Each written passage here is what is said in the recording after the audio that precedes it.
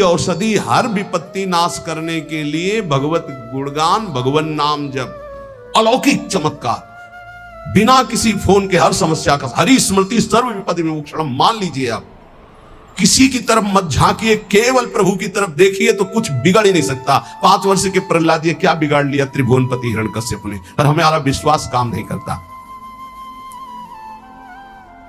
किसी भी मनुष्य को, संपत्ति को, सुख भोग को, पद को, ममता को भगवान के समान न रखना, अपने इष्ट की समानता में किसी को न रखना। कैसे समझोगे कि हमने इष्ट की समानता में किसी को नहीं रखा?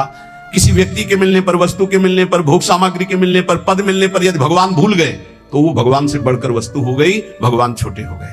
अगर भगवत स्मरण चल रहा है तो फिर किसी को नहीं रखा भगवत स्मृति के समान। अब आप देख लीजिए, छोटी छोटी बातों में भगवत स्मरण छूट जाता है तो भगवान छोटे हो गए और वो भोग सामग्री, वो व्यक्ति बड़ा हो गया। आगे कह रहे हैं, जो भारी व्यवस्था धर्म प्रचार के चक्कर में पड़ जाता है, प्रेम प्राप्ति दुर्लभ हो जाती है, वो लक्ष्य को भूल जाता है। इतने दोषों से यदि बच जाया जाए गुरु कृपा से, तो सहज भजन में रुचि हो जाए और भगवत प्राप्ति हो जाए और प्रेम प्राप्ति हो जाए। आहार दोष, अस्वस्थता, आलस्य, प्रमाद, पुरुषार्थहीनता, अश्रद्धा, कुतर्क, अधैर्य, अनिश्चय, संशय, असंयम, असहिष्णुता, अपवित्रता, प्रसिद्धि, पुजवाने की इच्छा, मान की चाह, घृणा, द्वेष, निर्दयता, दुराग्रह, चपलता, जल्दीबाजी, परदोष दर्शन, परनिंदा, परचर्चा, बाहरी वेशभूषा सजाना, विवाद, शास्त्रार्थ करना, शरीर के आराम की चाह, विलासिता और दूसरों से सेवा कराने की आदत बनाना, लोक में मनोरंजन करना, कुसंग करना, साधना के प्रतिकूल, साधना के अनावश्यक साहित्यों को पढ़ना, अनावश्यक बातों को सुनना, साधना के प्रतिकूल सत्संग सुनना, भजन में लापरवाही, गुरु के वचनों पर अविश्वास, दूसरे साधन और लक्ष्य के प्रति लोभ और विपत्ति में घबरा जाना, ब्रह्मचर्य का नाश करना, साधना में अभिमान करना, कर्तव्य को भूल जाना, प्रभु के समान किसी को भी मानना नहीं। मतलब ये समझना, हम सबको प्रभु मानते हैं, लेकिन प्रभु के समान का मतलब है कि प्रभु जहां हमारे हृदय में है वहां किसी का स्थान नहीं। अगर वो स्थान दे दिया तो भगवत स्मरण चला जाएगा, उसकी स्मृति आ जाएगी। और विशेष विशेष कारणों से लक्ष्य को भूल जाना, ये भगवत प्राप्ति में बहुत बाधक है। तो उपासक सावधान होकर के निर्दोष स्थिति प्राप्त करने के लिए निरंतर नाम जप करता हुआ गुरु आज्ञा के अनुसार चले तो इसी जन्म में प्रेम और भगवत प्राप्ति प्राप्त हो जाती है। जो भगवत प्राप्त महात्मा जन है वो कह रहे हैं, बहुत जन्म व्यतीत हो गए इस शरीर से प्यार करते हुए, लेकिन सदगुरुदेव नहीं मिले इसलिए तुम बाजी हारते गए। मन रे अब की बेर संहारो, जन्म अनेक दगा में खोए, बिना गुरु बाजी हारो। मन रे अब की बेर संहारो। बहुत से तुम्हारे जन्म हुए मनुष्य जन्म, लेकिन सदगुरु नहीं मिले इसलिए बाजी हार गए। अब की जीत जाओ, सदगुरु का वर्ण करके उनकी आज्ञा के अनुसार चल दो। बहुत कठिन है सदगुरु की आज्ञा पर चलना। हमारा मन अहंकार से प्रेरित होकर मनमानी आचरण करने के लिए बहुत राजी होता है, लेकिन गुरुमानी होकर मन को मारकर गुरु आज्ञा में रहना एक किसी विशेष भाग्यशाली उपासक के भाव होते हैं। बाल्यावस्था तो हमारी ऐसे चली गई कि पता ही नहीं चला खेल कूद में। बालापने ज्ञान नहीं तन में, जब जन्म्यो तब बारो, तरुणाई सुख बाम में खोयो, बाजो कूच नगारो। बाल्यावस्था कब चली गई पता नहीं चला, सोने में, खाने में, खेलने में। और जब जवानी आई तो बाम कहते हैं प्रतिकूल काम आकर्षण शरीरों में। ये ऐसा नशा चढ़ा काम का जवानी में, कुछ समझ में नहीं आया और जवानी निकल गई। तरुणाई सुख बाम में खोयो, डंके की चोट में काम ने तुम्हारी यौवन अवस्था को नष्ट कर दिया। गोस्वामी तुलसीदास जी कहते, जौवन ज्वर के ही नहीं बलकावा। जवानी का बुखार किसको नहीं चढ़ा? तो कोई तो होगा जिसको नहीं चढ़ा। उसी को नहीं चढ़ा जो भगवान के चरणों में चित्त लगा दिया, नहीं तो जौवन ज्वर के ही नहीं बलकावा। बड़ी कृपा होती है साधकों पर जब असुविधा जवानी में होती है। पेट में अन्न ही नहीं है तो काम की वृत्ति ही नहीं जागृत होती। बस एक ही आग लगी हुई है, कैसे ब्रह्म साक्षात्कार हो जाए, इस प्रपंच का बाध करके कैसे स्वरूप में स्थित हो जाऊं। वहां कोई गुंजाइश नहीं कुछ सोचने की, देखने की, बोलने की। अब यौवन अवस्था में काम सुख और बुढ़ापा अवस्था में, बाल्यावस्था से जवानी तक जो किया उसके संस्कार खत्म, मनुष्य जीवन खत्म। खलक सब रैन का सपना, समझ मन कोई नहीं अपना। कठिन है मोह की धारा, बहा सब जात संसारा। घड़ा जो नीर का फूटा, पत्र जो डार से टूटा। जो पत्ता डाल से टूट गया दोबारा नहीं लगेगा। कच्ची मिट्टी में पानी भरा गया, फैल गई, किसी काम की नहीं रही। ऐसे ही बुढ़ापा के बाद एक अवस्था आती मृत्यु, फिर मानव जीवन गया, फिर अन्य योनियों में भटकना पड़ा। तीन लोक और भुवन चतुर्दश, सब ही काल को चारो। पूरी रह्यो जगदीश गुरु तन, बासे रह्यो नियारो। कहे कबीर सुनो भय साधु, सब घट देखन हारो। जन्म अनेक दगा में खोए, बिन गुरु बाजी हारो। मन रे अब की बेर संहारो। चाहे जितना तुम पुण्य करके चाहे जिस लोक में जाओ, तीनों लोकों तक काल का नगाड़ा बजता है। हर समय वो विनाश लीला करता रहता है। सब काल का चारा है, कोई नहीं बच सकता। जैसे हरिवंश प्रपंच बंच सब काल ब्याल को खायो। यह जिय जान श्याम श्यामापद कमल संगी सिरनायो। गुरुदेव ने जिसको स्वीकार किया और जगदीश का ज्ञान प्रदान कर दिया, कबीर साहब कहते हैं भाई सुनो, वही विजय प्राप्त कर लिया जो घट घट में सबको आराध्य देव माना। हर घट में हमारा आराध्य देव विराजमान है। वो जीवन मुक्त हो गया। इस शरीर का धारण करना मानव देह का यही सफलता है। नाम जप करते हुए सब में भगवत भाव करके अपने आप का उद्धार कर ले। समझो रे भाई, समझो रे, अरे हिया नहीं रहना, करना अंत पयाना। जाना है भाई जाना है, मरना है भाई मरना है। आज नहीं तो कल मरना है। गंदे विषय सेवन करके नहीं, भगवान नाम जप करके, अच्छे आचरण करके, भगवत प्राप्ति करके मरना है। यदि हम इस मनुष्य शरीर से भगवत प्राप्ति नहीं कर पाए तो हमारे दुख का अंत नहीं होने वाला। प्रेम भक्ति की रीति समझ कर हित सो राम रिझावे।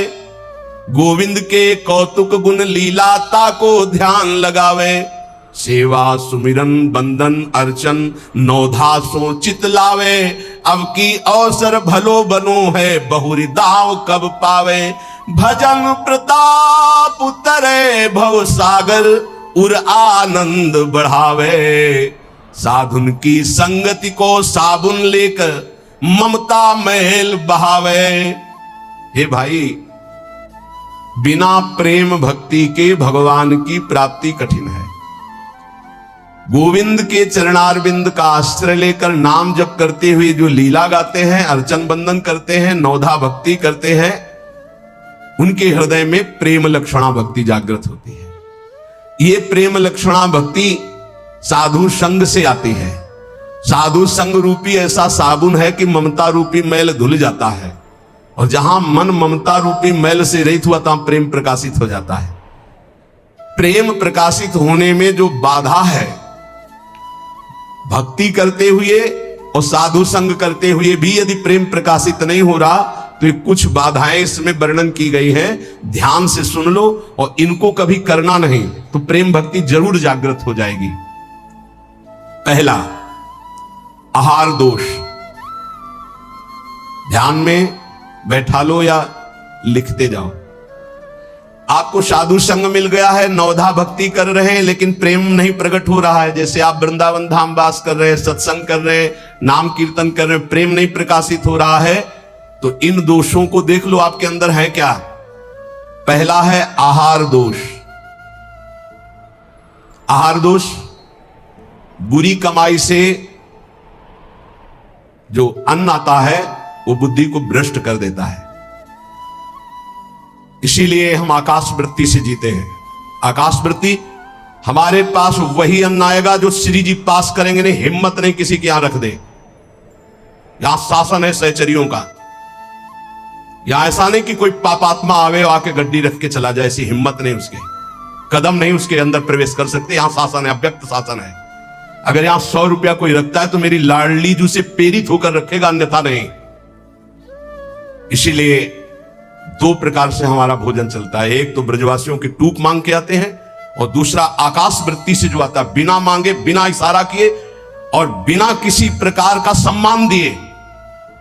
ये नहीं कि आप अर्थ देने वाले हो तो आपको एकांत में बुलाकर जयमाला पहनाई जाए कि जय हो आपकी, आप बिल्कुल नहीं। और हो सकता है कि आपको कटु वचन सुनने पड़े और फिर आप रखो तो तुम बहादुर नहीं, लेके जाओ। लक्ष्मीपति जिनके सेवक हैं, उनके सेवक हैं, इसलिए हर अन्न का कण पवित्र होगा यहां का। हमारी स्वामिनी के द्वारा प्रेरित जो आता है वो हृदय से स्वीकार है। इसलिए कहीं भी किसी भी तरह का इशारा, दान पेटी, कोई ये सब नाटक कि भाई यहां इतने भरो इतने भरो, कहीं कोई अगर कोई बाहर कर रहा है तो नौटंकी नाटक करके अर्थ एकत्रित करने वाला वो अपराधी माना जाएगा। इस पूरे राधा केली कुंज के भागवतिक विधान में किसी भी तरह के अर्थ का प्रवेश नहीं है। हम भिक्षुक हैं, हमारा भरण पोषण स्वामिनी से होता है। किसी के हृदय में ऐसे किया, स्वामिनी जी के आगे चढ़ गया, उसी से बिजली का बिल, उसी से उदर पोषण होता है। और ये हम इसलिए नहीं सुना रहे कि तुम चढ़ा देना। हम तो कसम खवाई सत्संग में कि जिनको ये लगता हो कि मेरे द्वारा चलता है, तुम्हें इष्ट की कसम यहाँ चवन्नी मत चढ़ाना। हम देखते हैं अपने स्वामी को, तुम्हारे से हमारा नहीं चलता, हम स्वामी से देखते हैं जिनसे अनंत ब्रह्मांड, तुमने सहयोग किया था ब्रह्मांड बनने में, क्या अनंत ब्रह्मांड एक संकल्प में बन गए, उनके हम दास हैं। तो जो अधर्म की कमाई से, अधर्म की कमाई कैसे होती है? जहां हमारा धर्म कहता है कि ये नहीं लेना चाहिए, हम उसे लेते हैं। जहां हमारा धर्म कहता है ये नहीं करना चाहिए, उसे हम करते हैं और फिर वो अर्थ लेते हैं। कई तरह के अधर्म की कमाई होती है। इसको हमने देखा भ्रमण के समय में। जैसे कहा जाता है कि आपका ब्लैक व्हाइट हो जाएगा, ऐसा हमने नहीं कहीं पढ़ा, शास्त्रों में नहीं पढ़ा, संतों से नहीं सुना।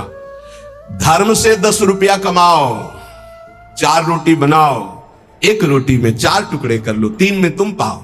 एक गाय को दे दो, कौआ को दे दो, एक भिक्षुक संत को दे दो, एक ऐसे डाल, कोई जीव जंतु खा ले, इसे कहते हैं। वो तुम्हारा धन और पवित्र हो गया। पापाचरण करके आओ, 1 लाख में 10,000 दो, नरक जाओगे, क्योंकि वो 10,000 जो खाएगा उसकी बुद्धि भ्रष्ट हो जाएगी। आहार दोष। जब द्रौपदी जी और महाराज युधिष्ठिर, भगवान श्री कृष्ण भीष्म पितामह को घेरे हुए प्रश्न उत्तर हो रहे हैं, तो बहुत शास्त्र का ज्ञान दे रहे हैं, बहुत हजारों प्रश्नों के उत्तर भीष्म पितामह जी ने दिए। तो जब धर्म का उपदेश कर रहे थे तो कहा, रुको पितामह, ये वही बुद्धि है उसी महापुरुष की जो सभा में बैठा था, मुझे वस्त्रहीन किया जा रहा था, मैं चीख चीख के पूछ रही थी क्या एक धर्म है? उस समय ज्ञान तुम्हारा कहां चला गया था जो आज ज्ञान उपदेश कर रहे हो? तुम मुस्कुराए और कहा, बेटी तुम्हारा प्रश्न धर्मयुक्त है। वो सब बह गया, 6 महीने बाणों की सैया पर वो खून बह गया है। इस समय मैं शुद्ध हूं, जो प्रश्न करोगे ठीक धर्मयुक्त उत्तर होगा। उस समय पापी दुर्योधन का अन्न खाने से मेरी बुद्धि मलिन हो गई थी। उदाहरण दिया कि एक परमहंस जी जंगल में कंदमूल फल खाकर रहते थे। एक दिन राजा की दृष्टि पड़ी, श्रद्धालु था, साष्टांग दंडवत की, महाराज महल पधारिए और अपने चरणामृत से, चरण रज से महल को पावन करें और प्रसाद पाए। मना कर दिया, हम तो कंदमूल फल खाते। चला, दूसरी बार फिर आया, तीसरी बार फिर आया, मन में आया चलते, ठीक है। राजा बहुत प्रसन्न हुआ, आदर के साथ ले गया, महारानी ने स्वयं बनाया, महाराज संत भगवान ने पाया। अब जब जंगल में आए तो मन नहीं लगा भजन में। कहां सूखे कंदमूल फल और कहां रसीला वो भोजन राज परिवार का और रानी के हाथ का बना। अब तो अच्छा दृश्य देखने की इच्छा नहीं होती हो, गुलरी पाकर यही फल जंगली। बस अब ये इंतजार था कि राजा आ जाए और निमंत्रण दे दे। अन्न का प्रभाव, राजा आया, संकल्प ऋषि का, महाराज बहुत पहले बार में कि हाँ हाँ वो तो आप बड़े भगत हो, एक बार जाके हमने देख लिया, बड़ी श्रद्धा है। दोबारा गए तो प्रसाद बना रही थी रानी, तो दृष्टि गई हार पे, हार श्रृंगार उसमें रखा हुआ था, पेटी से खुल अपनी झोली में डाल लिया, बैठ गए, प्रसाद पाया, चले आए, झोली टांग दी। सायंकाल रानी जब श्रृंगार के लिए बैठी तो देखा और पेटी खाली, हार नहीं। तो उनका महाराज यहाँ किसी चोर का प्रवेश है नहीं, आपके वही सन्यासी जी जो आए थे वही ले गए। बोले ऐसा नहीं, वो तो बहुत त्यागी वैरागी, वो हार क्या करेंगे? बोले हमारी दास दासियां, निजी दास दासियां, ये कहीं बाहर नहीं जाती हैं, तो ये क्यों चोरी करेंगे? इनका और कोई है नहीं, ये तो हमारी सेवा में रहती है। राजा को भी पक्का प्रमाण लगा कि संत, पर उन्होंने कहा नहीं, हमारे संतों की अवहेलना होगी, आप इस शब्द मत उच्चारण करो, मैं दूसरा बनवा देता हूं। 2-4-5 दिन वो उपवास किए संत भगवान, तब उन्होंने जंगल से फल लाने की सोचा, झोली में हाथ डाला तो देखा वो हार। उनका ये हार कैसे आ गया? ओ, मैंने चोरी की, ये कितना निंदनीय मेरी बुद्धि हो गई, कैसे मैं निकृष्ट हो गया, हार लिया और ऐसे मैं चोर हूं, मैं चोर हूं, वहीं से कहते हुए राज दरबार में मैं चोर हूं। महाराज उतरे, दंडवत किया, कहा महाराज आप चोर नहीं, नहीं मैं चोर हूं, मैंने हार चोर। बोले महाराज मैंने परीक्षा के लिए आपकी झोली में डाला था और उनको ऐसे ले गए, कि सभा को कहीं ये ना लगे कि संत ऐसे होते हैं। एकांत में ले गए और बोले महाराज आप ही चोरी करने वाले, आप ही ईमानदारी से वापस लाने वाले, मेरी समझ में नहीं आया। तो बोले शास्त्रों में जो लिखा है, आप कल सुने थे चर्चा में, प्रताप रुद्र जी के दर्शन के लिए भी महाप्रभु ने निषेध कर दिया था, राजअन्न निषेध माना गया है अगर वो वैष्णव भक्त ना हो तो। बोले ये राजअन्न का प्रभाव है कि मेरी बुद्धि लुभायमान हो गई और स्वर्ण की चोरी कर ली, कई दिन से भोजन नहीं पाया, वो सूख गया, रक्त जल गया, तो इसलिए अब मेरी बुद्धि शुद्ध हुई। ये तुम्हारे अन्न का दोष है जो हमने 2 बार पाया, उससे मेरी बुद्धि पतित हो गई।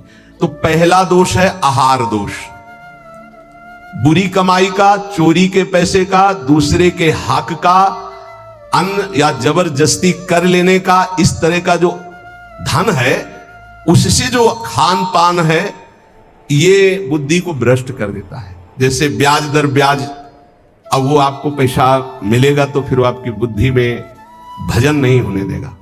संकल्पित अन्न मिलेगा, कभी किसी का ऐसा दिया हुआ साधक को या गृहस्थ बट रहा है हलवा, भूखे मर रहे हो, ऐसे हाथ फैला दिए, तुम गृहस्थ हो, वृंदावन आए हो, एक दिन उपवास कर लो, थोड़ा सा कुछ लेकर पेट में डाल लो जो तुम्हारा धर्म की कमाई का, दूसरे का हलवा मत खाओ। मान लो हमारी बात, सारी बुद्धि नष्ट हो जाती है, सुकृत नष्ट हो जाते हैं।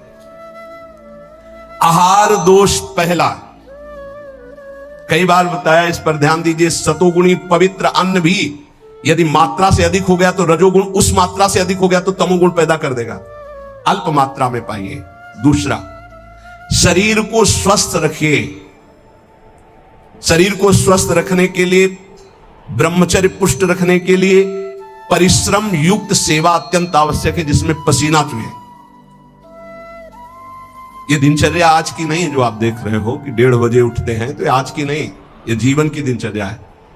सूर्य उदय होते होते परिक्रमा वृंदावन की हो जाती थी, अपनी रात्रि में उठे, 45 मिनट व्यायाम, 48 मिनट प्राणायाम, छड़ी उठाई, पूरे वृंदावन की परिक्रमा एक सांस में। इसके बाद आके श्री जी की मंगला, गुरु जी की सेवा में 9 बजे तक, फिर आके श्रृंगार, फिर गुरु जी की 2:30 बजे रोटी मांग करके एक बार 24 घंटे में, वो भी न सब्जी न दाल। ऐसे थोड़ी भगवत मार्ग की निरंतर भगवदाकार वृत्ति प्राप्त की जाती है। अस्वस्थता ये भी बाधक है, जब तक वृत्ति भगवदाकार ना हो जाए।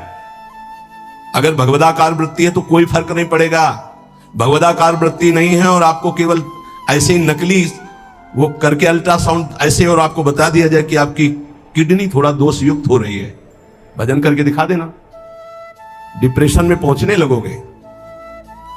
पक्का समझना, शरीर स्वस्थ, चित्त वृत्ति प्रभु में लगा लोगे। शरीर अस्वस्थ है और चित्त वृत्ति भगवदाकार नहीं हुई तो इसी में कराओगे, पक्की बात समझ लो।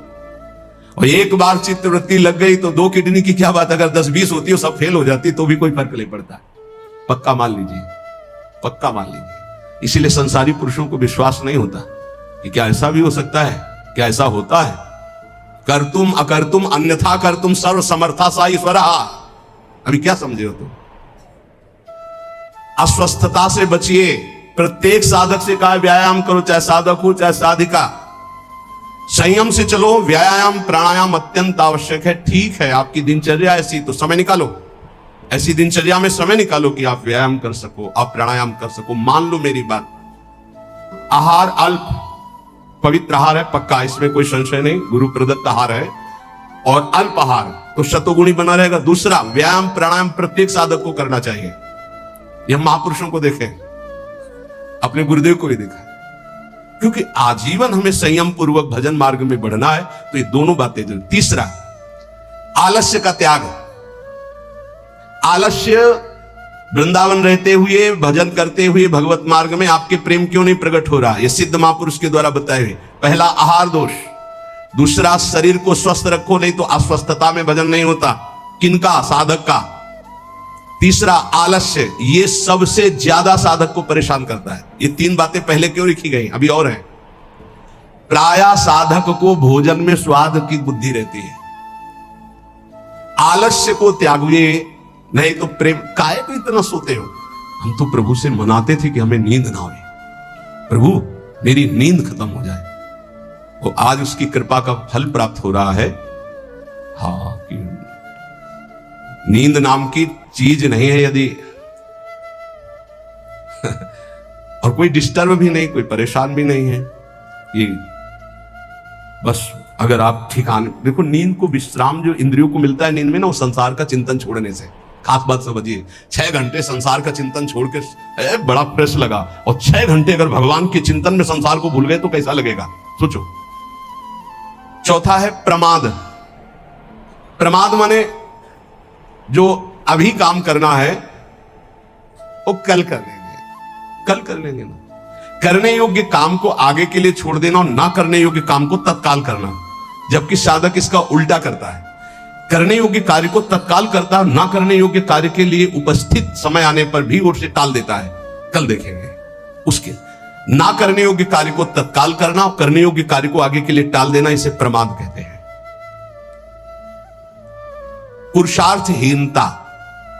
जैसे कुछ लोग ऐसे कहते हैं कि अरे वो जब आपकी कृपा होगी तो सब हो जाएगा। हाँ, आकाश से उतरेगी कृपा। तुम्हें कह रहे नाम जप करो, समय से वाणी पाठ में जाओ, समय से ऐसे करो, ऐसे, ये कृपा नहीं और क्या? तुमको जो उपदेश कर रहे हैं कृपा नहीं तो और क्या? भगवान गीता में उपदेश कर रहे हैं, शास्त्रों में उपदेश कर रहे हैं, ढूंढ ढूंढ करके हर बात तुम्हारे कान तक पहुंचा रहे हैं प्रभु। ये तुम पर कृपा नहीं है? अब तुम आलस्य करो, प्रमाद करो। बहुत समझ में नहीं आता कि साधक क्या लक्ष्य लेकर के चलता है। पुरुषार्थहीनता है तो प्रेम प्राप्त नहीं होगा। पुरुषार्थ युक्त रहो, एक क्षण भी बर्बाद मत करो, कबहू काल वृथा नहीं जाए। इस पर ध्यान दीजिए, समय बर्बाद मत कीजिए। 1 मिनट आपका बहुत कीमती है। फिर छठवां, अश्रद्धा। श्रद्धा किसे कहते हैं? गुरु और शास्त्र के वाक्य को यथावत बिना विचार किए पालन करना, उसे श्रद्धा कहते हैं। इसके बिना सिद्धावस्था नहीं होती, इसके बिना परम शांति नहीं मिलती। श्रद्धावान लभते ज्ञानम तत्परा संहितेन्द्रिया ज्ञानम लब्ध्वा पराम शांति मचिरेणादि गच्छति। श्रद्धावान ही ज्ञान को प्राप्त होता है, ज्ञानी ही अपनी इंद्रियों को संयम में रखता है, इंद्रियों को संयम में रखने वाला ही परम ज्ञान परम शांति को प्राप्त होता है। प्रथम हृदय श्रद्धा जो करे, सेवक वाणी, प्रथम हृदय श्रद्धा जो करे, आचार्य जन जाय अनुसरे जहां जहां हरिवंश के, तब बात बनती है। भवानी शंकरो वंदे श्रद्धा विश्वास रूपिणो याभ्याम बिना न पश्यन्ति सिद्धा स्वांता। कह रहे हैं ऐसा करो, बिल्कुल नहीं सुन रहे तो क्या है? अश्रद्धा। ये तुम्हें प्रेम प्राप्त नहीं होने देगी, ये भगवदानंद की अनुभूति नहीं होने देगी। कैसे कैसे?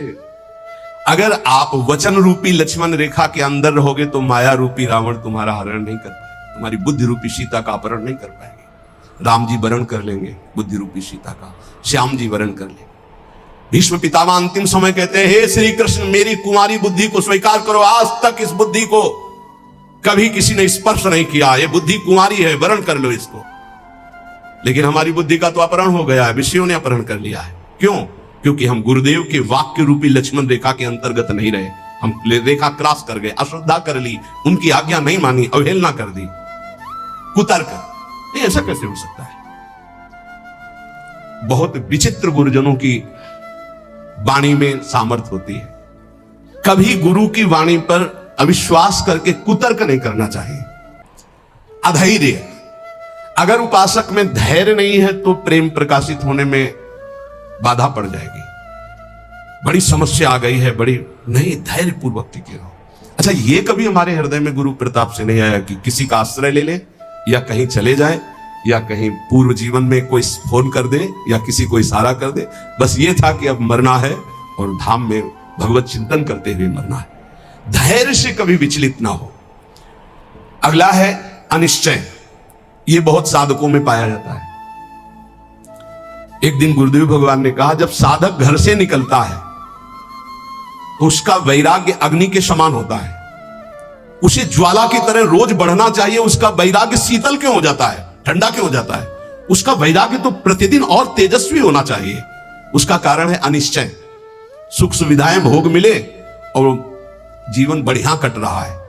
जीवन काटने के लिए नहीं, जीवन मिटाने के लिए हम आए हैं, अस्तित्व मिटाने के लिए आए हैं। हमारा निश्चय है कि प्रिया प्रीतम की प्राप्ति के लिए हर भोग को छोड़ना है और प्रभु को प्राप्त करना है। वैरागी वही है जो समस्त भोगों के बीच में रहता हुआ भी भोग स्वीकार नहीं करता, केवल अपनी दिनचर्या और भगवत प्राप्ति के हेतु जीने के लिए केवल उसको धारण करता है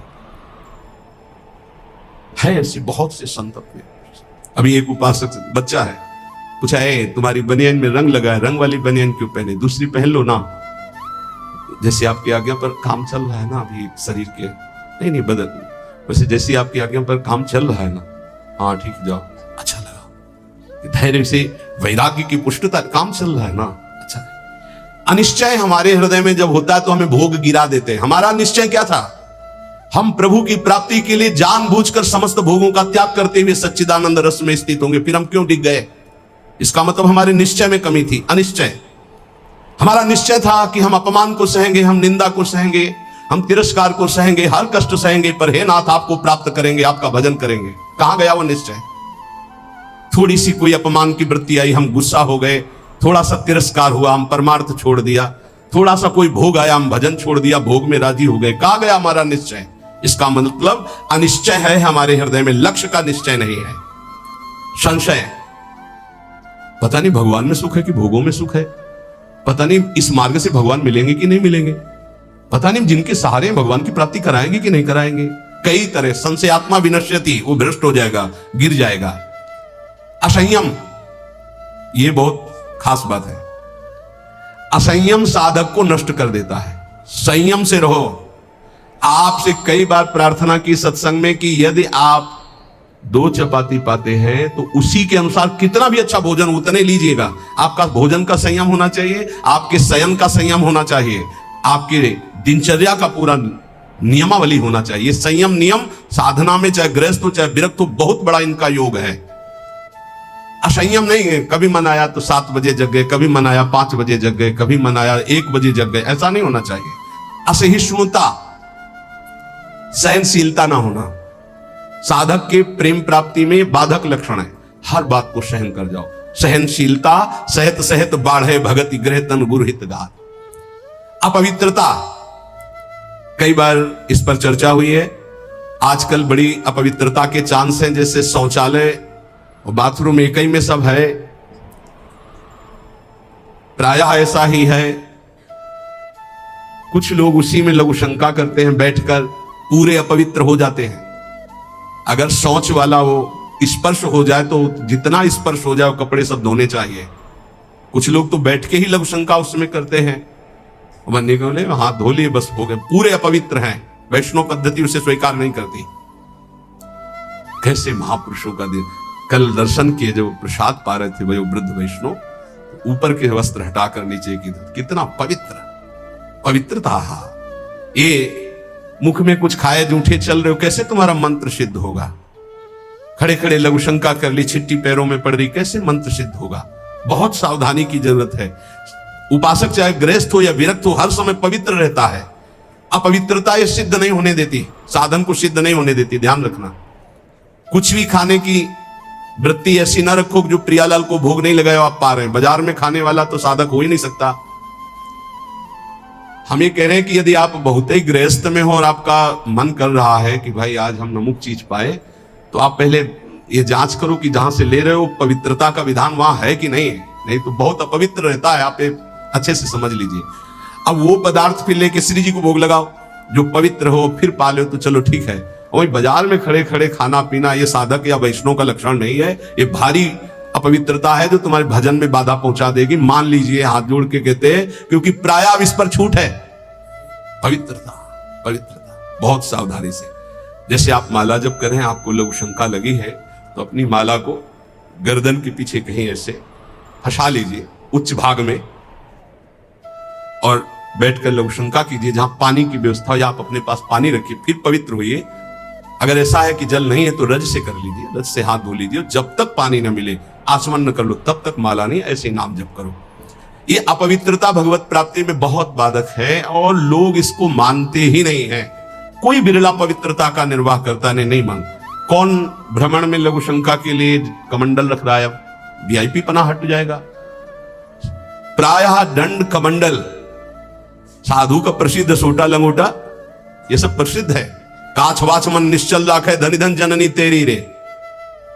बहुत अब प्रायः दर्शन करने वालों में ऐसे दर्शन होते हैं, हाथ में बिस्लरी की बोतल ऐसे, जैसे कोई जल चढ़ाने की गंगा जली नहीं, प्रायः बिस्लरी की बोतल ऐसे हाथ में होगी। जमाना बदलता चला जा रहा है, और या स्मार्ट मोबाइल हाथ में होगा। कोई भले आदमी तो ऐसे मिलते हैं कि मोबाइल से ऐसे वीडियो दाहिने हाथ से बना रहे हो, बाएं हाथ से ऐसे कर रहे हैं। बाएं हाथ से किसको किया जाता है जानते हो? शत्रु पक्ष को। जब राजाओं के यहां दुश्मन का दूत जाता था तो बाएं हाथ से सलूट करता था। तब पता है कि दुश्मन का दूत आया, इसलिए बाएं हाथ से करता था। तो आजकल नए बच्चे हो जानते हैं नहीं, तो मोबाइल से शूट कर रहे हैं ऐसे, बाएं हाथ से ऐसे कर रहे हैं। ये अपवित्र। भगवान के सामने या भगवत भक्तों के सामने, चलो आपके हाथ खाली नहीं, वीडियो बना रहे हो तो नेत्रों से कर लो, बाएं हाथ से काहे को? दुश्मनी काहे को मोल ले रहे हो? बहुत बड़े के दरबार में हो, बहुत बड़े के पार्षद है, वो हर समय देख रहे हैं। आप क्या समझते हो हम अकेले चलते हैं? नहीं, बोले 10-20 साथ चलते नहीं, इनकी बात नहीं कर रहा। एक कदम भी ऐसा नहीं जिसमें हमारी महारानी जी न चलती हो। ये जो छोटे छोटे नवजात शिशु जो ये सब, ये जानते हो महारानी जी के प्रताप का आशीष लेने आते हैं। हमारा कुछ नहीं है, हमारे आगे आगे चलती है हमारी महारानी जी। हम उनकी दासी, उनके पीछे चलती है, आगे वो चलती है। ये जो फूल बरसते हैं ना, ये महारानी जी के चरणों में बरसते हैं। ये जो फूलों के पावड़े बिछे होते हैं ना, मेरी स्वामिनी जी के लिए। अगर ये मेरे लिए लगते ना तो कब का बंद करवा देते, आप ये भी समझ लो। मेरी महारानी जी के दर्शन के लिए कोई नाचता है, कोई रोता है, पूरी भीड़ में सैकड़ों रोते हैं, तो हम उनकी आंखों की तरफ देखते हैं कि मेरी प्रिया जी का कृपा प्रसाद इनकी, भले किसी भाव से। मेरी महारानी जी तो बड़ी रिझवार है ना, हाँ बड़ी रिझवार। कितने के अंतिम बन गए, अंतिम बन गए, समय अंतिम बन गए, क्योंकि उनको तो समझ में नहीं आ रहा है ना, वो तो केवल देख रहे हैं बाबा। लेकिन बाबा के आगे जो चल रहे हैं उनका प्रताप चल रहा है। आप समझते हो ना, किसी के आगे इतना नहीं होता जो आप देख रहे हो, ये महारानी जी के आगे होता है, किसी और के आगे नहीं होता। यहां कोई संत प्रताप उदित नहीं है, ये महारानी जी का प्रताप उदित, राधा प्रताप। जो प्रसिद्धि और पुजवाने की इच्छा रखता है उसे प्रेम प्राप्त नहीं होता। प्रेम प्राप्ति में बाधक अपनी प्रसिद्धि और पुजवाने की इच्छा नहीं। अपने इष्ट में चित्त को लगा दो। तो सेवक जी महाराज कह रहे हैं, बिस्तर है सब जग विमल कीरति, साधु संगति ना टरे, बास वृंदा विपिन पावे, श्री राधिका जो कृपा करे। अपने आप जगत में विमल कीर्ति का विस्तार हो जाता है जो प्रियालाल में चित्त जोड़ता है। अपनी पुजवाने की इच्छा, मान की चाह, ये प्रेम नहीं प्रकट होने देती। अगला, किसी से भी घृणा। जैसे कोई भी किसी भी तरह का है, किसी भी धर्म का है, कैसे भी आचरण करने वाला है, अगर वो हमारी महारानी के दरबार में आता है तो उसको हम भगवान की तरह आदर करेंगे। उसको एक, जैसे हम सबका आदर करते हैं ऐसे उसका आदर करेंगे। किसी से भी घृणा नहीं। त्रिभुवन में ये तो पक्का समझ लीजिए, किसी से भी घृणा नहीं। घृणा शब्द भक्त के हृदय में नहीं होता, किसी से भी घृणा नहीं। द्वेष अजात शत्रु भक्त होता है। अगर द्वेष है तो प्रेम प्रकट नहीं हुआ। अद्वेष्टा सर्वभूतानां, किसी भी संसार में एक भी से भी अगर द्वेष है, दुश्मनी है, तो भगवत प्राप्ति में बाधा हो जाएगी। अजात शत्रु तुम्हें गाली दे, सर झुका लो, वो तुमसे द्वेष मान रहा है, तुम उससे द्वेष कभी मत मानो। जब दिखाई दे तो नेत्रों से प्रणाम कर लो। और निर्दयता, ये प्रेम में बाधक है। कभी किसी के प्रति कठोर व्यवहार वाणी के द्वारा, मन के द्वारा, तन के द्वारा ना करें। दुराग्रह, ऐसा होना ही चाहिए, ये कभी हट ना करे।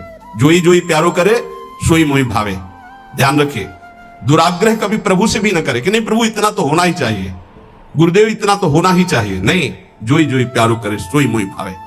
चपलता, जल्दीबाजी, चांचल्यता, ये साधक में नहीं होनी चाहिए। गंभीर स्वभाव, जो कार्य करे बहुत ठीक से करे। एक साधक अपनी सेवा में है, उनसे आप कोई भी जल्दी काम को नहीं करेंगे। कार्य दे दो, छोड़ दो। अगर पात्र मार्जन करना है तो जब वो मार्जन करके निकले बाहर तो आप देख लेना, निर्दोष हर पात्र चमकता हुआ मिलेगा। पर आप कहे तो 5 मिनट में करो तो नहीं करेंगे। जो सेवा दोगे वो सेवा होगी, पर सांगो पांग होगी, उन्हें छेड़ो मत। वो अपने आप पूरा नाम जप करते हैं, एकदम पोछा लगाना छोड़ दो, उसे बोलो मत, बस सेवा दे दो। वो आराम से पूरे भवन में पोछा लगा के शांत, उसे छेड़ो मत। और जल्दी करो, तो पोछा रख दे खड़ा है, आप छेड़ो मत, सेवा दे दो। तो जब वो सेवा में होते तो हम कह देते उसको छेड़ो मत, वो अपनी सेवा पूरी सांगो पांग करेगा, पर उसे छेड़ो मत। ऐसा ही उपासक का स्वभाव होना चाहिए। हम जिस कार्य में लगे सांगो पांग उसमें लगे, गंभीरता पूर्वक लगे, जल्दीबाजी नहीं, चांचल्यता नहीं। ये प्रेम प्राप्ति के लिए आवश्यक है। पर निंदा सुनना, पर निंदा करना, पर चर्चा करना, ये प्रेम में बहुत बाधक है, कई बार चर्चा हो चुकी। और बाहरी वेशभूषा बनावटी नहीं होना चाहिए। इसकी भी चर्चा हुई है कि बढ़िया क्रीचदार कपड़े, कोई बड़े उपाधि युक्त महात्माओं की बात अलग हो, तो गुरुजन है, आचार्य है, लेकिन साधक के लिए बात कह है वेशभूषा बहुत शांत रखनी चाहिए, जो गुरु प्रदत्त वेशभूषा है। और जब तक वस्त्र शरीर धारण करने योग्य की रक्षा कर रहा, तब तक बदलना नहीं चाहिए। बहुत परमाणु होते हैं वस्त्रों में, जैसे ऊपरी अचला है, ये तो वर्षों चलेगा, बदलने की जरूरत नहीं। जैसे आपको मिल रहा है तो आप रोक सकते हो, उड़ाया जा रहा है, आप औरों को उड़ा दीजिए, मेरे पास है, बहुत कृपा। ये जरूरी नहीं कि सबको उड़ाया जा रहा है तो हम ले रहे हैं। जैसे भेंट है, वस्त्र है, अगर वो सम्मान के लिए आपको दिया जा रहा है, आपको आवश्यक नहीं है, तो आप हाथ जोड़ सकते हो, प्रसाद दे दीजिए, ये नहीं। इससे आपकी भक्ति बढ़ेगी और गुरुजन आप पर प्रसन्न होंगे।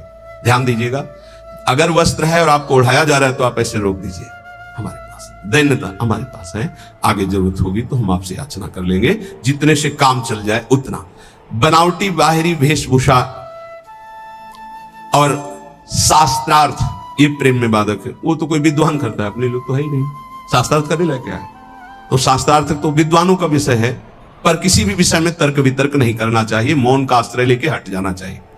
अगला, शरीर के आराम की चाह, यहां जो लिखा है वो ध्यान, शरीर आराम तलब, ये जीवन में नहीं लेना चाहिए। कुशासन में लेटते थे पूरे वृंदावन में, कुशासन कभी नहीं। ये जो पूर्व में जानते हैं, बिजली कटी हुई जीवन था, बिजली नहीं, सीधे प्रकृति का वार्ष और हरिशरणम हरिशरणम। और मनोरंजन, बोले 4-5 घंटे तो सत्संग और वाणी पाठ हो गया है। अब वो वाला मोबाइल टच वाला कौन सा कहते हैं, स्मार्टफोन, अब उसमें, अब हमको तो सब बातें आती नहीं, सीरियल कहते हैं कि क्या कहते हैं, वो जो देखते हैं, हाँ उसमें करके सीरीज, हाँ वही। अब एकांत में मनोरंजन सीरीज में देखोगे, आजकल की जो है ना, पहले रामायण महाभारत जैसे, अब ऐसी सीरीज है कि आपके भजन को नष्ट कर देंगे, आपके चिंतन को नष्ट कर देंगे। इसलिए प्रार्थना है कि जितने भी साधकों के पास, वैसे तो सबके पास है नहीं, जो सेवा में है और जो भी गृहस्थ जन है, ऐसी चीजें मत देखो जो आपके भजन में बाधक हो। अगला है कुसंग, ये भजन करते हुए प्रेम नहीं उत्पन्न होने देंगे। चलो अब थोड़ी देर निकलते हैं चल के, और बातचीत और ऐसे कुसंग ना होने पाए। जाके संग कुमति मति उपजे करत भजन में भंग, तजोरे मन हरि विमुखन कुसंग। साधना के प्रतिकूल साहित्य का स्वाध्याय करना, आपकी साधना है प्रेम के प्रतिकूल स्वाध्याय करना, प्रतिकूल सत्संग सुनना। प्रतिकूल भी सत्संग होता है, हाँ। अब हमारा चल रहा है दासो हम का, हमें सुनाया जाए हम ब्रह्मास्म का, तो प्रतिकूल तो हो ही गया। इष्ट मिले और मन मिले, मिले भजन रस रीति, तहां निसंग को है मिलिए, तासो की जय प्रीति। गुरुजनों का तिरस्कार कर देना, ऐसा होता है। कौन बार बार खड़ा होए, इनको तो 10 बार आना है आए। गुरुजन चाहे 100 बार पधारे, 100 बार प्रणाम, 100 बार खड़े हो गए, ये आराधना है। अरे तो बोलते रहते, रोज ही प्रवचन करते हैं, क्या माने। एक ने हमसे कहा कि महाराज जब वैराग्य का प्रवचन करते तो गद्दा वद्दा निकाल के बाहर फेंक देते, और जब आश्रय का प्रवचन करते तो फिर गद्दा अंदर लग जाते। बताओ चले कौन, वैराग्य वाला कि आश्रय वाला? तो तुम हो किसके, आश्रय के कि वैराग्य के? बस यही समझना है। गुरुजनों के वचनों पर अविश्वास, भजन जो संख्या दी गई उसमें लापरवाही। बहुत ज्यादा संख्या नहीं दी थी, एक दिन कहा था सब लोग 11 माला तो कर ही लिया करो।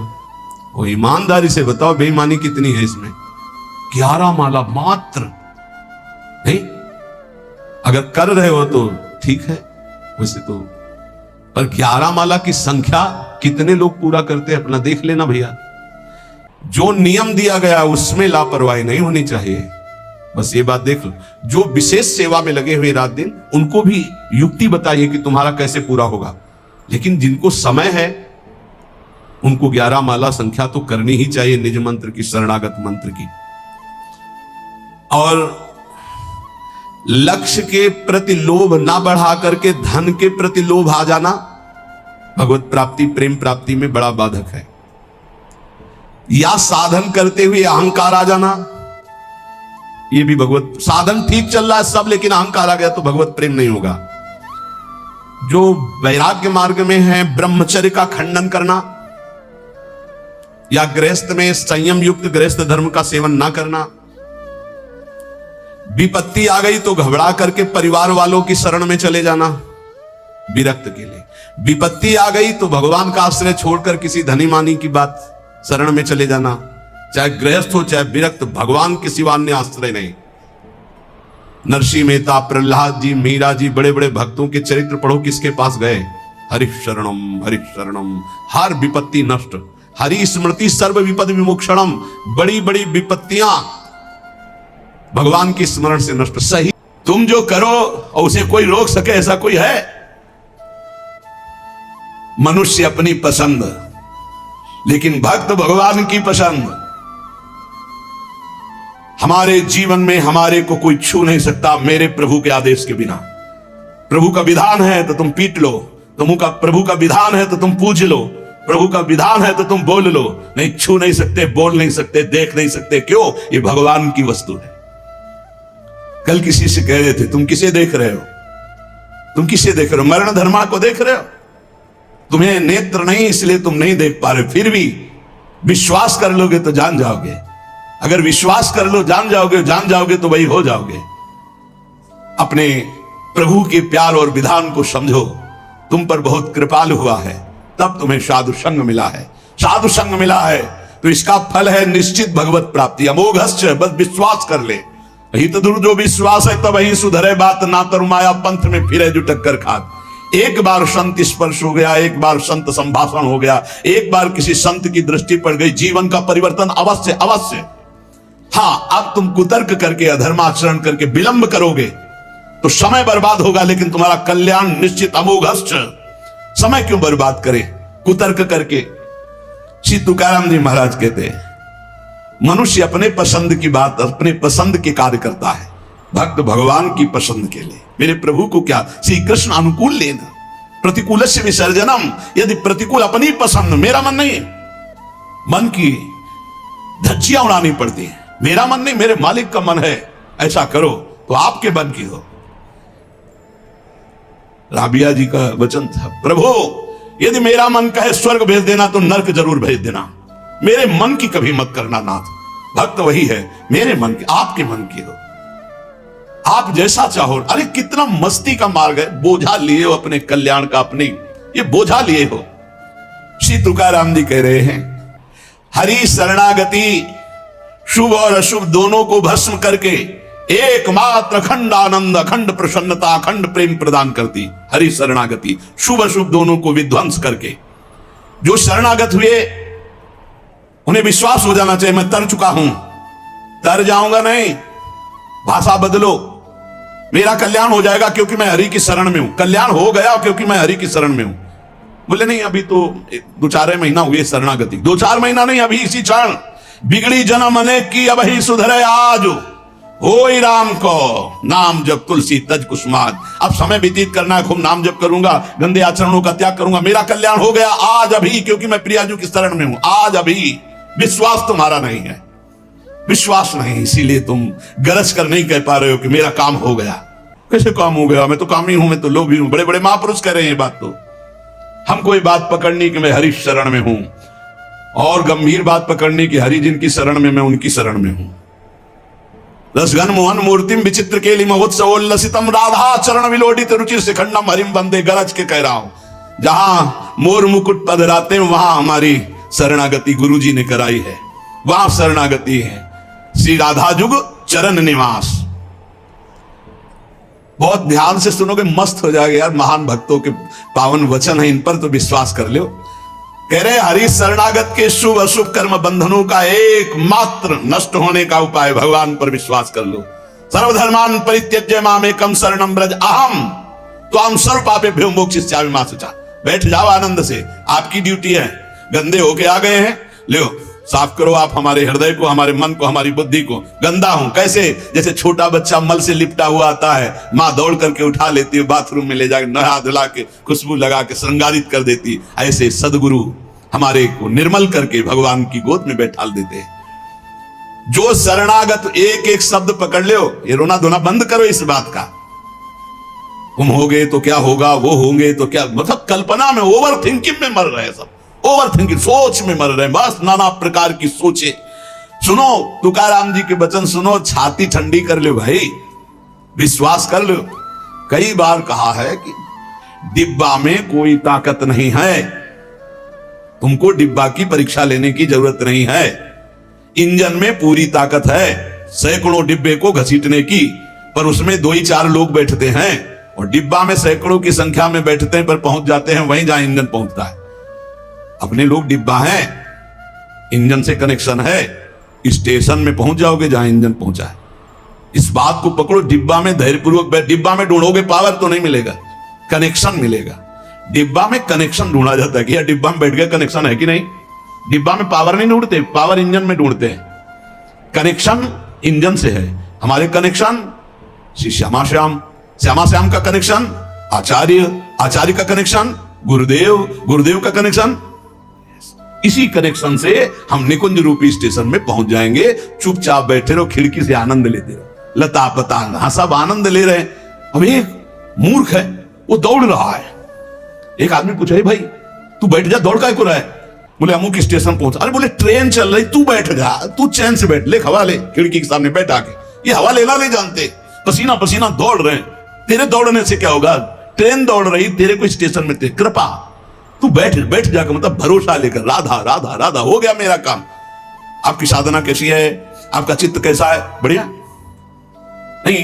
कोई परेशानी हमारे अंदर काम है, क्रोध है, लोभ है, हम क्यों आपको बताएं? मालिक नहीं जान रहा क्या जिसकी शरणागति में? वो सर्वज्ञ नहीं है क्या? वो यदि हमें काम ही रखना चाहता है तो मुझे कभी निष्कामी नहीं होना, मुझे रोगी रखना चाहता, मुझे कभी स्वस्थ नहीं होना। मुझे जैसे मेरा मालिक पसंद करेगा मैं वैसे रूल करूंगा, वैसे स्वांग करूंगा, और वो ना चाहे तो एक चेष्टा भी नहीं हो सकती, क्योंकि मैं शरणागत हूं। इसलिए ऐसे मस्त रहो, मस्त रहो। सुनो, इसको पकड़ो। हरि शरणागत के सब शुभ अशुभ नाश करके उसे एकमात्र अपनी प्राप्ति करा देते। शरणागत होने के लिए किसी की गारंटी की जरूरत है? अरे हृदय से पुकारो, प्रभु मैं आपकी शरण में हूं। और सुनो, जो शरणागत हुए वो सब तर गए। सब शब्द में हम लोग भी हैं। भगवान ने उन्हें तारा ही नहीं, उन्हें तारने वाला बना दिया। इतिहास साक्षी है, भगवान ने तारा ही नहीं, तारने वाला बना दिया। अगर भगवान के मार्ग में चलने वाला कोई अपराध भी कर दे, तुकाराम जी, भगवान इतने कृपालु हैं कि अपराध देखते ही नहीं, और जो अपराधी भक्त को साबित करके शिकायत करे उसी को अपराधी। क्योंकि भक्त द्रोह, भक्त निंदा, यह कैसा स्वभाव मेरे प्रभु का है। उमा रामो स्वभाव जिन जाना, ताही भजन तजी भाव नाना। जिसने ऐसे करुणा में स्वामी का स्वभाव जान लिया, उसे कैसे तुम्हें बताए? वो कहीं दूर नहीं, वो सामने मुस्कुराते हैं। भगवान अपने शरणागत के अपराध देखते ही नहीं।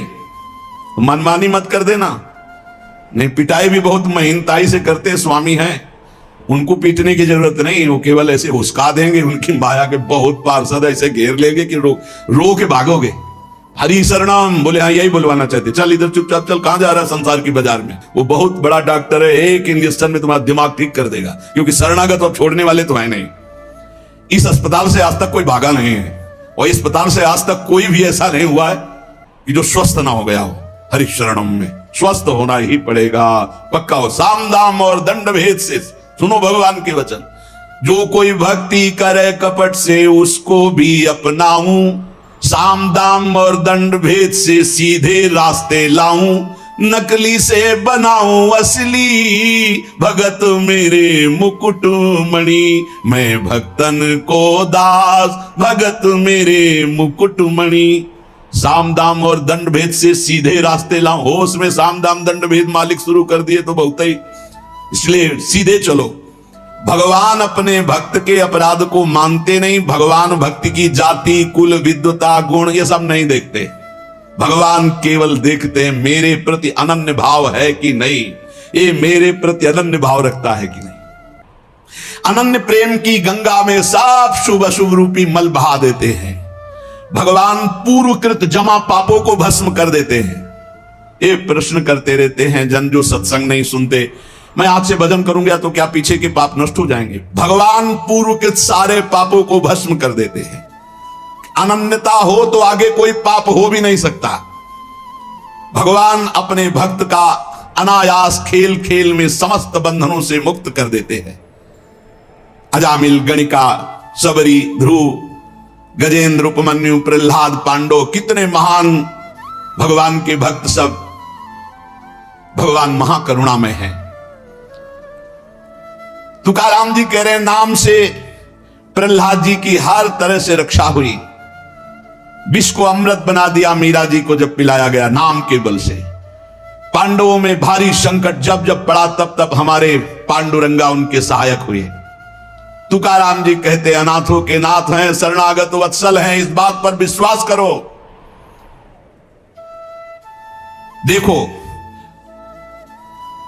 इतने प्रिय पांडव हैं फिर भी 12 वर्ष का वनवास और 1 वर्ष का अज्ञातवास भोग रहे हैं। इसलिए तुम्हारे जीवन में जो दुख सुख आवे उसको भगवत प्रसाद मान के भोग लो। पर पांडवों का कभी भगवत विस्मरण नहीं हुआ। चाहे जितना कष्ट रहा हो भगवान की स्मृति में ही रहे।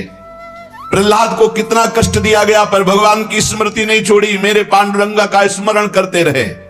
देखो हर बात में अपने पांडुरंगा की बात कर, यही भक्त का हृदय होता है। हर जगह उनको अपना प्रभु दिखाई देता है। सुदामा कितनी दरिद्रता को प्राप्त थे, पांडुरंगा को उस दरिद्र स्थिति में भी नहीं भूले। इसीलिए चाहे पर्वत जैसे दुख आ जाएं, प्रभु को मत भूलना, तुम्हारा सब मंगल हो जाएगा। प्रभु को मत भूलना। तुझ भावे जे भजत त्यांचा संसार है गति। जो भक्ति पूर्वक तेरा भजन करते हैं प्रपंच उनको छू नहीं सकता, ये प्रपंच बाधा नहीं पहुंचा सकता। भक्त वही जो पीछे हटने वाला नहीं, भारी से भारी दुख में भी हरि शरणम। अनन्य शरणागति के बराबर कोई साधन नहीं है। नारायणी जेणे घड़े अंतर आए, चाहे जितना सुख दे दो चाहे जितना दुख दे दो, अब हमारे भजन में अंतर नहीं पड़ने वाला। हे नारायण, हे हरि, जेणे घड़े अंतर आए, कितने भेजो सुख दुख, अब ये भुला नहीं सकते हमें। सुख में भूल जाऊं ऐसा नहीं, दुख में भूल जाऊं ऐसा नहीं, यही बात पकड़नी है। तुकाराम जी जो कह रहे, ऐसा देखा पूरे जीवन में माई बाप ने छोड़ दिया, स्त्री धन मान सब विध्वंस हो गया, लेकिन तुकाराम जी कहते हैं पांडुरंगा को नहीं छोड़ा। ऐसे ऐसे कष्ट भक्तों के जीवन में आए। प्रहलाद ने देखा पिता को छोड़ दिया, विभीषण ने देखा भाई को छोड़ दिया जो भगवान का विरोधी, भरतनी जी ने माता को छोड़ दिया, राज्य को त्यज दिया। भगवान के भक्त विरोध सहने के लिए तैयार हैं, पर कोई भी निजी जन कहलाकर भगवान तो उसे त्याग देते। कोई भी हो जाके प्रिय राम वैदेही तजिए ताय कोटि बैरिशम, न मनावे तैसे गुरुंचे वचन जेणे नारायण अंतर में। गुरु का संबंध भगवान की प्रीति, भगवान का परिचय भगवान से मिलाने के लिए है। जो नाम जप, भगवत चिंतन, भगवत सेवा, इसमें रुचि नहीं, फिर क्या क्या गुरु संबंध। तुकाराम जी महाराज कह रहे हैं भगवत भक्ति प्रगाढ़ ये गुरु संबंध। तो आज्ञा पे हो जाओ। अनजाने में भी आप छुओगे तो जल जाओगे, ऐसे अनजाने में भी भक्त का संग करोगे तुम्हारे सारे अशुभ भस्म हो जाएंगे, तुम्हारे अंदर वैराग्य जागृत हो जाएगा, तुम्हारे अंदर भगवत चरणारविंद की निष्ठा जागृत हो जाएगी। बस जरूरी है जैसे पारस से लोहा छू जाए तो सोना बन जाएगा, दूर रह करके नहीं। हमारा तन मन प्राण सर्वस्व समर्पित हो जाए हरि में, अभी परिवर्तन हो जाए।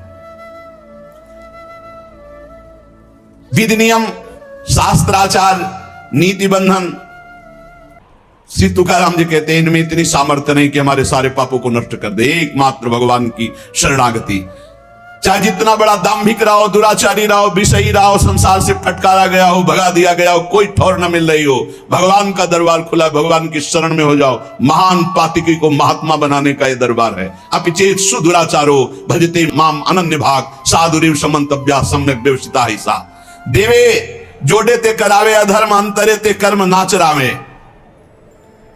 बहुत सूक्ष्म बात है, अगर इसे उल्टा समझोगे तो नहीं पकड़ पाओगे। तुकाराम जी कह रहे देवे जोड़े ते करावे अधर्म, अंतरे ते कर्म नाचरावे। अगर आप राजी हो, जिसे लोक दृष्टि में अधर्म कहा जाता है, तो मैं वो अधर्म करने के लिए तैयार हूं, लेकिन आपके लिए, आपकी आज्ञा के लिए, आपका पालन करने के लिए। देव जोड़े ते करावे अधर्म। देव यदि तुम प्रसन्न हो और चाहते हो कि ऐसा ही हो, तो ऐसा ही होगा। आपकी स्मृति अंदर से नहीं छूट सकती, ऐसा ही होगा। क्या अधर्म? जैसे एक पिता को छोड़ना पुत्र के लिए अधर्म है, लेकिन तजो पिता प्रहलाद भाई का साथ देना चाहिए, ना कि भाई की हानि करानी चाहिए, यह धर्म है। लेकिन विभीषण जी ने ऐसे संसार के सारे संबंध, संसार का सारा मार्ग एकमात्र केवल श्री भगवान की प्राप्ति के लिए। भगवत प्राप्ति का मुख्य साधन श्री तुकाराम जी महाराज कह रहे हैं नाम स्मरण है। नाम स्मरण में किसी भी तरह की कोई मिलावट की जरूरत नहीं है। इसमें शुद्धता, अशुद्धता, विधि, निषेध, जाति पक्ष, कुल धर्म, इनका कोई भी आदर नहीं। अहो वत्सो पुस्तो गरियान यज्ञ वर्तते नाम तुभ्यम। श्री तुकाराम जी महाराज कह रहे हैं कि जो नाम है प्रभु का, नामा आनंद, वो उसी को मिलता है जो ये विश्वास कर ले कि नाम से बढ़कर कोई साधना नहीं। ये जो नाम नाम नाम चिल्लाते रहते हैं, तो ये गुरु कृपा से बात आई है। ये सब शास्त्रों का स्वाध्याय करके, और कहीं ना कहीं, अब ये तो नहीं कह सकते कि विश्व के सारे साधन किए हैं, पर ज्ञान योग जिसे सांख्य योग कहते हैं, और थोड़ा अष्टांग योग भी, और अनुष्ठान, गायत्री आदि सत्शास्त्रों का स्वाध्याय, महापुरुषों से मिलन, सबका सार इसी में आया है। बहुत ध्यान से सुनोगे, नाम में बड़ी प्रीति हो जाएगी। तुकाराम जी नाम में डूबे हुए महापुरुष हैं। वो कह रहे हैं कि मुझे जो आनंद मिला है वो नाम से मिला है। ऐसा नहीं कि वो ज्ञान योग को नहीं जानते, अष्टांग योग को नहीं जानते, वो कर्म योग को नहीं जानते, वो भक्ति योग को नहीं जानते। सबका ज्ञान है श्री तुकाराम जी को, उनकी वाणी में ऐसा पाया गया है। जो एकांतिक निष्ठा से नाम को स्वीकार कर लेता है, एकांतिक निष्ठा की बस अब हमारे जीवन का एक ही उद्देश्य है, हर समय नाम जप करूंगा, जीत जाओगे भाई, जीत जाओगे। सीधे जो राम राम नहीं कह पाते थे, वो बड़ी उच्च अवस्था को प्राप्त हो गए। मान लीजिए जैसे भी बने, भाव को भाव न खालसो अपवित्रा पवित्रो वा सर्वावस्थांगतो पिवा या स्मरेत पुंडरीकाक्षम सवायाभ्यांतरा शुचि। आप भीतर और बाहर से परम पवित्र हैं जिस समय नाम जप चल रहा है आपका। साक्षात परमात्म सुख का अनुभव नाम अभ्यास से मिला है, तुकाराम जी कह रहे। केवल नाम से, बार बार कह रहे हैं इस बात को, बैठा लीजिए। बड़े बड़े महापुरुष, कल तुलसीदास जी की विनय पत्रिका से जो, हाँ, राम से भी बढ़कर के राम के नाम पर विश्वास, जिसको नाम से बढ़कर के राम जी भी प्रिय नहीं लगते। ऐसा परसों पद हुआ था, और कल हुआ था। हाथ उठा कहता हूं, जो कुछ भी है, वैसे तो मैं अभागा कहा जाता था, लेकिन राम नाम के प्रभाव से है जो कुछ भी है। जितनी बाह्य उपाधियां हैं, इन सबको छोड़ना पड़ेगा नाम जापक को। थोड़ा यह कर ले, थोड़ा यह कर ले, थोड़ा यह कर ले, थोड़ा यह कर ले, नाम नाम नाम, तब अखंड नाम में रति होगी। महान शांति सुख का अनुभव मिला मुझे, तुकाराम जी कहते। अब ये सुख ऐसा है कि हम प्रत्यक्ष दिखा नहीं सकते कि देखो भाई नाम से हमको ये मिला है। तुकाराम जी कहते हैं नाम से ऐसे सुख का झरना झरा, हृदय में ऐसे ज्ञान का झरना झरा, हृदय में ऐसे प्रेम का झरना झरा कि तुम्हें कैसे बताएं। सुख का झरना, ज्ञान का झरना, प्रेम का झरना फूट पड़ा नाम जब से हृदय में। बड़े बड़े साधु संतों के दर्शन हुए। अरे अभी कुछ कोई 1000-2000 वर्ष की बात थोड़ी है, 100 वर्ष के अंतर्गत होगी। भाई जी महाराज के पास गीता वाटिका में अंगिरा जी और नारद जी, पहले से सूचना थी कि कल आ रहे हैं, पूरी व्यवस्था की गई थी। देवर्षि नारद जी और अंगिरा जी आए। बड़े बड़े महापुरुष मिलते नाम जापक से। और उनके सत्संग का लाभ उठाने को मिला। श्री तुकाराम जी कह रहे हैं हरि तभी मिलते हैं जब पहले महापुरुष मिल जाते हैं, भगवत प्राप्त महात्मा मिल जाते हैं। देखो पहले हनुमान जी मिले, फिर राम जी मिले विभीषण जी को। संत समागम, भक्तों के दर्शन, उनके मुख से नाद ब्रह्म, ये जो कीर्तन है नाद ब्रह्म है, अपूर्व आनंद। अखंड नाम स्मरण अहरनिश नाम जप, इससे बड़ा चित्त शुद्धि का कोई और साधन नहीं है। जैसे तुमने एक पहर कीर्तन किया और इसके बाद छोड़ दिया तो जो समय व्यतीत होगा उसमें मलिनता बढ़ती चली जाएगी। बाकी समय मन को नाम में नहीं लगाया तो छल छंद विषय चिंतन कूड़ा करकट भर के गंदा कर देगा मन को। इसलिए कुछ समय के लिए नामाभ्यास करने के लिए विष्णु सहस्त्र नाम याद किया था तुकाराम जी ने, और नाम चलाते नाम कीर्तन चलाते जब देखते मन भाग रहा तो विष्णु सहस्त्र नाम में लगा दिया। अब 1000 नाम फिर दोबारा लगा दिया। हमें फंसाना है, इसीलिए हम कहते हैं चतुरासी जी के पद याद कर लो, एक पद को 100 बार करो, ये जप होगा चतुरासी जी का। कहत हरिवंश हरिवंश हरिवंश हित जपत हरिवंश हरिवंश बानी, ये जप होगा। मान लो एक पद याद है बनी श्री राधा मोहन की जोड़ी, अब 100 बार इसको हम बनी श्री राधा मोहन, आप देख लेना चमत्कार देख लेना। अखंड नाम स्मरण का चस्का लग जाए, ये तभी लगता है जब सर्वस्व भाव यही लग जाता है कि अब मेरे जीवन का एकमात्र उद्देश्य है अखंड नाम जप। नाम जप का चस्का लगना बड़ा कठिन है। एक बार ये चस्का लग जाए फिर पल भर के लिए ये नहीं छोड़ता मन, नाम नहीं छोड़ता पल भर के लिए। नाम स्मरण से चित्त में रूप का प्रकाश हो जाता है, वही 1000 बार कहा है। नाम स्मरण से चित्त में रूप का प्रकाश हो जाता है। मुख में नाम जप और चित्त में रूप, क्या सुंदर स्थिति। राधा वल्लभ लाल को हृदय ध्यान मुख नाम। अंतःकरण में ध्यान करना नहीं, वही बता रहे थे। हितधाम से प्रश्न के उत्तर यही देते चले आए कि तुम प्रभु के अव्यक्त रूप का क्या चिंतन करोगे। आज तक कोई स्याही नहीं बनी जो श्यामता और गौरवर्ण को हम चित्रित कर पावे। तेरो रूप कहत नहीं आवे, जैसे हित हरिवंश कछुक जस गावे। तेरो रूप कहत नहीं आवे, फिर लिखत कैसे आ जाए। पर सर्वत्र है इसलिए सब रूपों में प्रभु है, पर जो प्रभु का रूप है वो केवल नाम में समाया हुआ है। मेरी प्रार्थना मान लो, आप केवल नाम का ध्यान करो, नाम का जप करो, नाम का स्मरण करो, रूप अपने आप प्रकाशित हो जाएगा। देखिए रूप नाम आत्मा। अंतःकरण में ध्यान जमता चला जाएगा, ध्यान में रूप रंगता चला जाएगा, आपकी तन्मयता बढ़ती चली जाएगी। तुम्हें केवल एक जरूरत है, जिब्या में नाम का आसन दे दो, वाणी में नाम बैठा लो। चित्त के ध्यान की चिंता मत करो, वाणी में नाम का आसन जमाओ, अपने आप सब ठीक हो जाएगा। नाम स्मरण की पहली कसौटी वाणी में नाम जो राम नाम मणिदीप धर जी देहरी द्वाल तुलसी भीतर बाहरो जो चाह सुझियार। तुकाराम जी कह रहे नामाभ्यास बढ़ाओ। जिस अवस्था में मुझे नाम की पूर्णता प्राप्त हुई उसको कहता हूं मैंने पहले वाणी में नाम विराजमान किया, वैखरी में जय राम कृष्ण हरि जय राम कृष्ण हरि, वही गूंजता गूंजता हमारे हृदय में छा गया। वाणी का नामोच्चार मैंने रुकने नहीं दिया। बीच के अभ्यास में जो आनंद का अनुभव हुआ उसको कैसे बताऊं। सुनो, कुलाचार, संप्रदाय, परंपरा, पुराण, साधु, संत, ग्रंथ, गुरु उपदेश, सबका सार मैंने पकड़ा है नाम जप नाम स्मरण। यही चिल्ला चिल्ला के कह रहे हैं। हम लोग सब ये देख चुके, कुलाचार, संप्रदाय, परंपरा, पुराण, साधु, संत, ग्रंथ, गुरु उपदेश, सबका सार तुकाराम जी कह रहे हैं एक है नाम स्मरण नाम जप। और ये हम देख के कह रहे, तुकाराम जी कह रहे। केवल कहने से क्या होगा, अगर अनुभव नहीं किया तो क्या होगा। तुकाराम जी ने कहा कि केवल कहने से नहीं, हम अनुभव से कह रहे हैं। मैं धन्य हो गया हूं, अपने मुख से कह रहा हूं मैं धन्य हो गया हूं नाम के निरंतर कीर्तन और जप से। श्री पांडुरंगा मेरे ध्यान में समा गया है। अब इससे ज्यादा खोल के और क्या कहें। मैं धन्य हो गया हूं नाम के प्रताप से, पांडुरंगा मेरे ध्यान में समा गया है। चित्त में प्रेमानंद की हिलोरें उठ रही है। आनंद में मैं नाचता गाता रोता चिल्लाता हूं। यही नाम का आनंद मुझे ऐसी दशा प्रदान कर दी। धन्य है जिन महापुरुषों को जो अपनी स्थिति बता रहे। कटी पर धरे हुए पांडुरंगा की जो रूप माधुरी मेरे हृदय में शीतलता प्रदान करी। मैं चरण पकड़कर सबसे प्रार्थना करता हूं ये नाम के प्रभाव से है। नाम की तुलसीदास के मेरी जबान गर जाए जो मैं झूठ बोलता हूं, भगवान शंकर साक्षी इस बात के, मुझे जो कुछ मिला 2 अक्षर रा और मां इसी से प्राप्त हुआ है। मैं ताली बजाता हूं तो मेरा पांडुरंगा मेरे सामने दिखाई देता है।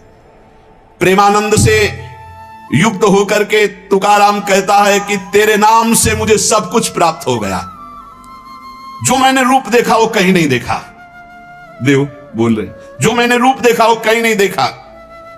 तुम्हारे प्रेम का एक एक रोम से प्रवाह बह रहा है, वो रूप मैंने देखा पांडुरंगा का। धन्य हो गया। गोविंद ने संकल्प वहन कर लिया कि मैं अपने शरणागत के सारे पाप ताप नष्ट कर देता हूं, आज मैं आनंद रूप हो गया। तुकाराम जी कह रहे, ऐसे थोड़ी भक्त गर्जना करते। गुण गाता हूं, नेत्रों से आंसू बहते हैं। पांडुरंगा सुवर्ण श्याम कांति से शोभा मेरे हृदय में देता है। मुख में सारी सिद्धियों का भंडार जागृत हो चुका है, क्योंकि नाम का आसन है। तुकाराम जी मुख में सारी सिद्धियों का भंडार जागृत हो चुका, क्योंकि नाम विराजमान है। तुकाराम कहता है आप कोई सुख का आर पार नहीं दिखाई दे रहा, पार सुख। क्यों? क्योंकि विठ्ठल के नाम में इतनी तन्मयता हो गई कि पांडुरंगा हृदय को छोड़ता ही नहीं है। नाम स्मरण सबके लिए सब समय अत्यंत सुलभ है। नाम घेताम न लागे मोल, नाम मंत्र ना ही खोल। नाम लेते समय कोई पैसा नहीं लगता है, कोई खर्चा नहीं लगता है, और नाम से बढ़कर कोई गूढ़ मंत्र भी नहीं है। इसलिए नाम बहुत जल्दी फल देता है। मुखी नाम हाथी मोक्ष। अभी राम बोला, अभी कृष्ण बोला, राधा बोला, शरीर छूट गया, अभी मोक्ष हो गया, तुरंत फल देता है, वर्तमान में फलदायक है। चिंता न करो। अगर आज सत्संग सुन रहे हो, आज से ही अपना उद्धार शुरू कर दो। राधा राधा राधा, अभी शरीर छूट जाए, अभी भगवत प्राप्ति हो जाएगी। मुखीम नाम हातिम मोक्ष। ऐसी साक्ष्य बहुतांशी, ऐसे मैंने बहुतों को देखा है कि जीवन भर पर अंतिम समय किसी साधु कृपा से, भगवत कृपा से, संयोग से नाम निकल गया, भगवत प्राप्त हो गए। नाम मुख में, हाथ में मोक्ष रखा हुआ है। तुकाराम जी कहते हैं नाम से मैं कृतकृत्य हो गया। तुम्हें अपना अनुभव बताता हूं, मेरी जीभ को चाट पड़ गई है नाम जपने की। जैसे सेवक जी महाराज कह रहे, या जो पर्यो मोहि सहज स्वभाव, श्री हरिवंश नाम रस चाओ, नाव सुदृढ़ भव तरन को। अब तो प्राण निकल सकते हैं पर नाम नहीं छूट सकता। तुकाराम जी कहते हैं नाम चिंतन में विलक्षण सामर्थ्य, विलक्षण माधुर्य है। देखो जैसे चीनी और मिठास एक ही बात है, ऐसे नाम और नामी का सारा वैभव एक ही बात है। नाम पकड़ लो। नाम केवल साधना नहीं है, नामी का संपूर्ण वैभव। जैसे चीनी और मिठास में कोई अंतर नहीं, ऐसे नाम और नामी का समस्त वैभव, कोई अंतर नहीं। तुकाराम जी कहते हैं मैंने अपार नाम सुख लूटा, अखंड नाम सुख लूटा। उठते बैठते एक एक शब्द देखो, खाते पीते सोते जागते चलते फिरते हर समय नाम जप का अभ्यास किया तो चिंतन से तद्रूपता हो गई। नाम चिंतन से जन्म मृत्यु जरा व्याधि सब भस्म हो जाते हैं, भव रोग नष्ट हो जाता है। तो औरों की बात ही क्या, जासु नाम भव भेषज हरन घोर त्रिशूल। तुकाराम जी ने कहा कि नाम से जो मुझे आनंद मिला वो किसी साधना में नहीं। नाम का नशा जो चढ़ा, ऐसा रसीला नशा किसी में नहीं है। इंद्रियां मेरी थम गई, जो भाग रही थी चंचल थी, नाम के प्रभाव से पंग हो गई। अपने घर के सुख में अब मैं तृप्त हूं, हृदय के सुख में भगवान की छवि को देखता हूं, निरंतर नाम जप करता हूं। नाम घेता मन निवेद जिभे अमृत तजिस्रवे। अरे नाम लो, नाम रूपी अमृत अपनी जिभ्या को स्वाद चखाओ। विषय चखते हुए तो बहुत जन्म व्यतीत हो गए। मन भगवान के नाम में रंग गया तो विठ्ठल की ऐसी कृपा होगी कि तुम देख लेना।